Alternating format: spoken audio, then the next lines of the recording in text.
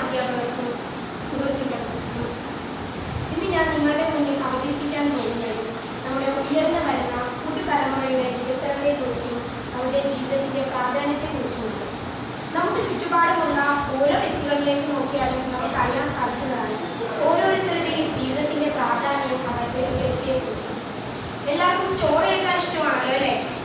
മടുപ്പായിട്ടുള്ളവരാണെങ്കിലും ഉദാഹരണമായി ഒരു കഥ ഞാൻ നിങ്ങൾക്ക് മുന്നിൽ അവതരിപ്പിക്കുകയാണ്.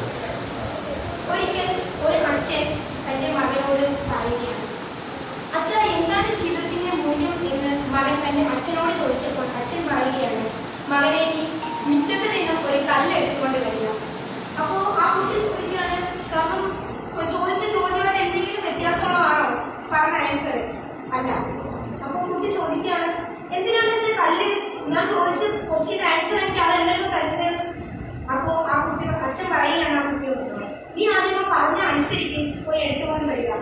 അങ്ങനെ കുട്ടി മുറ്റത്ത് നിന്ന് കല്ലെടുത്തുകൊണ്ട് വരികയാണ്. എന്നിട്ട് അച്ഛൻ പറയുകയാണ്, നീ ഈ കല്ലുമായി മാർക്കറ്റിലേക്ക് പോവുക. മാർക്കറ്റിൽ ചെല്ലുമ്പോൾ ആരെങ്കിലും നിന്നോട് ഈ കല്ലിന് എത്ര രൂപയാണെന്ന് ചോദിച്ചു കഴിഞ്ഞാൽ നീ അവരോട് ഒന്നും ഇടരുത്, പകരം 2 വിരലുകൾ ഉയർത്തി കാണിച്ചു. അതിനായിരിക്കും എന്നെ പറയുന്നത്.